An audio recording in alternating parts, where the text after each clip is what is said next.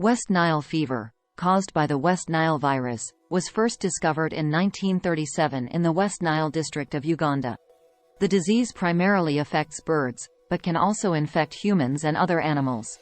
The virus is typically spread by infected mosquitoes, making mosquito control an important aspect of preventing West Nile fever outbreaks. West Nile fever is transmitted predominantly through the bite of infected mosquitoes.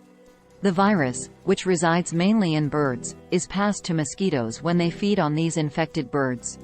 These mosquitoes then transmit the virus to humans and other animals during subsequent bites.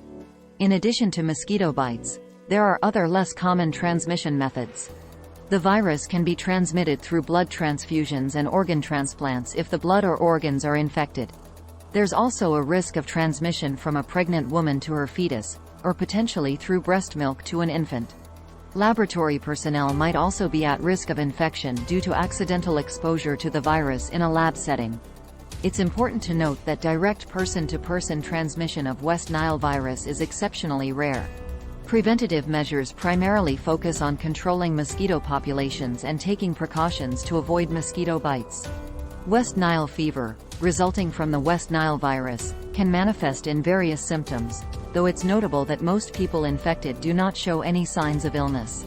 When symptoms do occur, they typically develop within 2 to 14 days after a mosquito bite and range from mild to severe. Mild symptoms, often referred to as West Nile fever, include fever, headache, body aches, fatigue, swollen lymph glands, skin rash, commonly on the trunk of the body, and sometimes eye pain. These mild symptoms generally last from a few days to several weeks and tend to resolve on their own without specific treatment. In more severe cases, the infection can lead to West Nile neuroinvasive disease, which affects the nervous system. This severe form is characterized by high fever, severe headache, stiff neck, disorientation or confusion, tremors or muscle jerking, seizures, weakness or paralysis, loss of consciousness, and in rare cases, coma. These symptoms indicate serious conditions like encephalitis, brain inflammation, meningitis, inflammation of the membranes around the brain and spinal cord, or acute flaccid paralysis, a condition similar to polio. Older adults and those with weakened immune systems are more susceptible to these severe effects.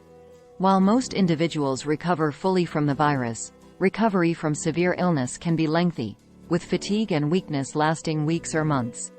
In rare instances, the virus can be life-threatening, especially when it leads to neurological complications. Treating West Nile fever, caused by the West Nile virus, involves mainly supportive care and symptom relief, as there is no specific treatment or vaccine for the virus. The approach to treatment varies depending on the severity of the symptoms. For individuals with mild symptoms, such as fever and body aches, over-the-counter pain relievers and fever reducers like acetaminophen, Tylenol, or ibuprofen can help alleviate discomfort. Rest and staying hydrated are also crucial for recovery. Since these symptoms generally resolve on their own, hospitalization is not typically required. In cases where the infection leads to severe symptoms, especially those impacting the nervous system, hospitalization may be necessary. Treatment in these cases focuses on supportive care. This includes administering intravenous fluids to prevent dehydration, providing pain medication, and offering respiratory support if needed. Patients are closely monitored, and in certain situations, treatments like corticosteroids might be administered to reduce inflammation, particularly in cases of encephalitis or meningitis. However, the effectiveness of these treatments for West Nile virus is not conclusively established. Post-recovery, patients may require rehabilitation services like physical therapy, especially after severe illness. It's important to recognize that antibiotics do not work against West Nile virus, as it is not a bacterial infection. Additionally, antiviral drugs that are effective against other viruses do not typically work against the West Nile virus. Given the lack of a specific treatment or vaccine, prevention is crucial.